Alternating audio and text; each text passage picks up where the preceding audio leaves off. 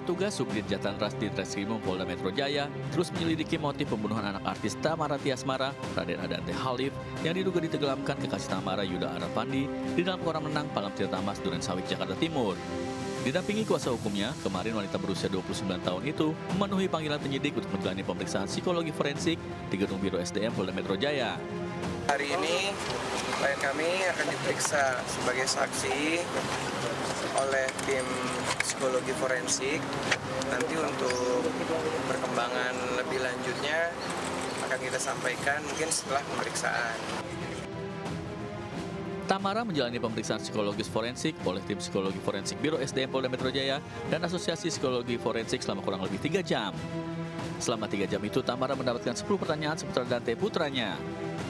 Sebelumnya, tim psikologi forensik juga memeriksa tersangka dan ayah kandung korban. Pemeriksaan psikologi forensik dilakukan untuk mengungkap motif pelaku tega menghabisi korban yang baru berusia 6 tahun tersebut. Berdasarkan hasil komunikasi dengan tim psikologi forensik, metode yang dilakukan oleh tim psikologi forensik itu menggunakan yang pertama multi metode, yang kedua multi tools, dan yang ketiga adalah multi informan. Sebelumnya, penyidik mengungkap kronologi tewasnya korban yang diduga ditenggelamkan kekasih ibunya Yuda Arfandi yang saat ini ditahan di Mapolda Metro Jaya. Pelaku juga dijerat pasal berlapis dengan ancaman hukuman mati. Pelaku beralasan menenggelamkan korban untuk melatih pernafasan agar lebih kuat di dalam air. Dari Jakarta Selatan, Helmi Sanjangbati, iNews melaporkan.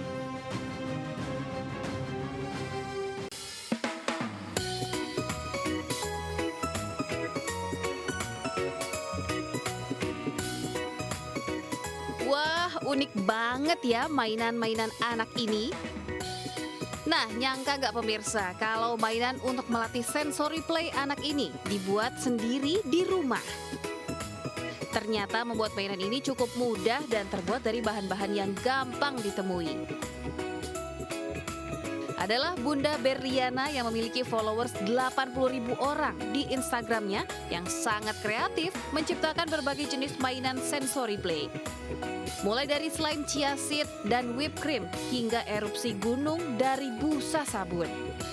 Berliana bereksperimen membuat mainan yang ramah anak karena khawatir dengan tingkat keamanan mainan yang dijual di pasaran.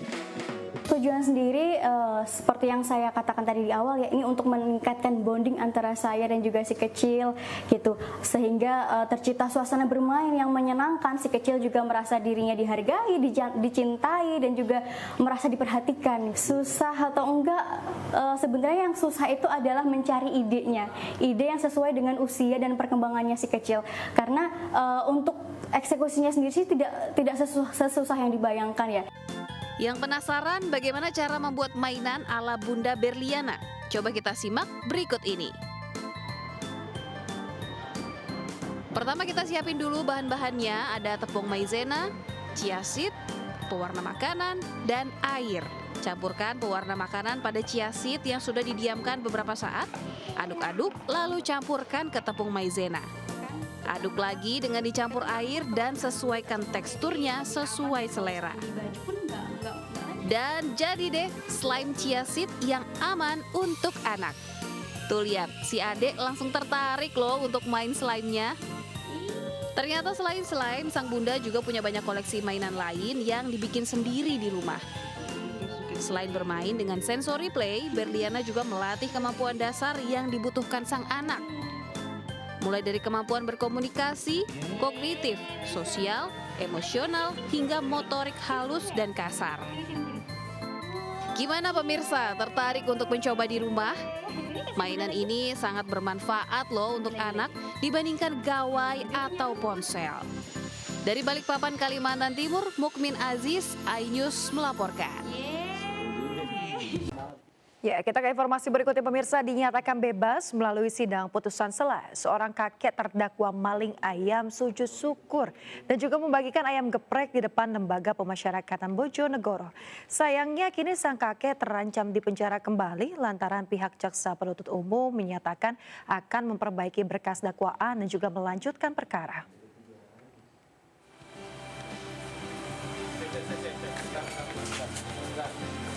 Begitu bebas dari tirai besi Lapas Kelas 2A Bojonegoro, Suyatno warga desa Pandotoyo, Kecamatan Temayang, Kabupaten Bojonegoro ini langsung sujud syukur. Keluarnya pria berusia 53 tahun ini langsung disambut pelukan hangat dan isak tangis dari keluarga tercinta. Sebagai ungkapan syukur atas bebasnya Suyatno, pihak keluarga membagikan ayam geprek bungkus kepada para pengendara yang melintas di depan lapas Jalan Diponegoro, Kota Bojonegoro. Alhamdulillah. Senang Mang nggih? Senang. Terus pripun iki? Badhe langsung kondur apa pripun? Nggih, kondur. Sangat bersyukur Mbak ya, bapaknya bisa. Alhamdulillah sangat bersyukur. Ini membagi kepada siapa saja? Perjalanan yang lewat tadi ya? Iya, perjalanannya lewat saja semua orang. Suyatno yang diduga mencuri 1 ekor ayam milik kepala desanya dibebaskan melalui sidang putusan sela di Pengadilan Negeri Bojonegoro. Hakim menilai dakwaan jaksa penuntut umum kabur atau tidak cermat. Meski kini telah bebas, namun Suyatno terancam kembali duduk di kursi pesakitan dan masuk bui. Ini lantaran pihak jaksa penuntut umum menyatakan akan memperbaiki dakwaan dan melanjutkan kembali perkara pencurian ayam jago tersebut. Dari Bojonegoro, Jawa Timur, Dedi Mahdi, iNews melaporkan. Ya pemirsa, terima kasih Anda masih bersama kami di Buletin iNews Siang. Kita ke informasi berikutnya pemirsa. Pasca pemilu selain mengalami kelangkaan, harga beras di sejumlah daerah terus mengalami kenaikan.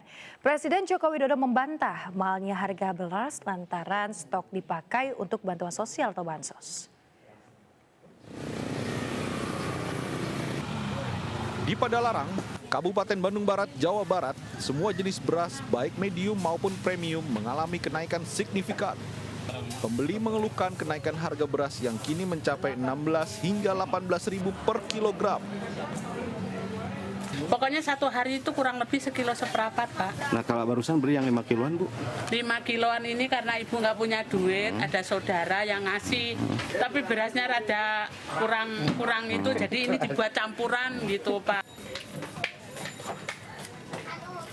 Pedagang menyebut kenaikan harga beras yang dinilai sangat tinggi ini diduga disebabkan stoknya dipakai untuk bantuan sosial serta caleg-caleg yang memborong untuk dibagikan kepada warga. Susah sekarang, serius belanja susah barang sekarang. Untuk daya beli masyarakat gimana Pak? Ya masih banyak-banyak yang nyari kayak gitu dengan nggak percaya harganya segini. Sementara itu, Presiden Joko Widodo membantah dugaan soal kelangkaan stok beras di pasaran ada hubungannya dengan bantuan sosial beras. Sebaliknya, Jokowi menyebut bansos beras pangan justru bisa mengendalikan kondisi di lapangan. Tidak ada hubungannya sama sekali dengan bantuan pangan beras, tidak ada hubungannya sama sekali harga. Selain mahal, stok beras di sejumlah daerah juga semakin langka. Tim Liputan iNews melaporkan. Pemirsa, media sosial diramaikan dengan dugaan penggelembungan suara di sistem informasi rekapitulasi suara atau aplikasi Sirekap milik KPU. Bahkan karena banyaknya dugaan kecurangan, aplikasi Sirekap mendapat rating buruk yakni 1,9 di Google Play. Sementara KPU mengklaim aplikasi Sirekap error terjadi di 2.325 tempat pemungutan suara. Anies 118, Prabowo 62. 2 hari usai pemilu, media sosial diramaikan dengan dugaan penggelembungan suara di aplikasi Sirekap milik Komisi Pemilihan Umum. Banyak warganet yang mengunggah video dugaan kecurangan terkait ketidaksesuaian data yang sudah di-scan dengan foto formulir di aplikasi Sirekap. Usai menjadi trending di media sosial X, Komisi Pemilihan Umum buka suara dan menyebut aplikasi Sirekap error terjadi di 2.325 tempat pemungutan suara, sehingga terjadi kekeliruan data. Termonitor daerah mana saja yang antara unggahan formulir C hasilnya dengan yang konversinya salah itu termonitor. Jadi semua yang disampaikan kepada kami melalui WA maupun yang diunggahan media sosial itu pada dasarnya melalui sistem termonitor. Mana yang pas, mana yang tidak, mana yang cocok, mana yang tidak. KPI juga menyebut salah hitung, salah tulis, dan salah jumlah ini akan dikoreksi sesegera mungkin. Sementara itu, Presiden Joko Widodo meminta masyarakat agar tidak teriak curang. Tapi kalau memang ada betul, ada mekanisme untuk ke Bawaslu, mekanisme nanti persidangan di MK sudah diatur semuanya kok. Jadi janganlah teriak-teriak curang. Selain ramai dugaan penggelembungan suara di aplikasi Sirekap, media sosial juga sempat diramaikan dengan banyaknya surat suara pemilihan presiden yang sudah tercoblos paslon nomor urut 2 Prabowo Gibran. Salah satunya terjadi di Tegal, Jawa Tengah, di mana seorang warga sampai histeris ketika menunjukkan surat suara yang telah tercoblos paslon nomor urut 2. Tim Liputan iNews melaporkan. TPS 802 sudah